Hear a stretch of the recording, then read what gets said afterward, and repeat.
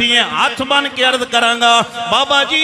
एक घर दे अंदर मां 4 पुत्रां नूं एक चुल्ली ते पाल सकदी है वह हवेली है जनाबे वाला मां अपने पुत्रां नूं खाने खिलांदी है लेकिन शादी होण दी देर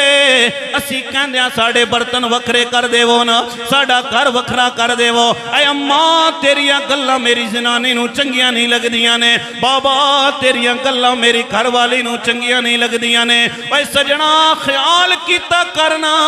मां ते बाप नूं अपने नाल रख ले अल्लाह दी कसम है जिस घर दे अंदर मां ते बाप मौजूद होवे रब दियां रहमतां भी उत्थे ही वसदियां ने हाय हाय हाय मामे भी उसे घर दे अंदर आंदे ने जिस घर दे अंदर मां ते बाप रहे होवे चाचे भी उसे घर दे अंदर आंदे ने जिथे मां ते बाप मौजूद होवे बिरादरी वाले भी उसे घर दे अंदर आंदे ने उसे बच्चे दे कोल आंदे ने जिदे कोल मां ते बाप मौजूद होवे।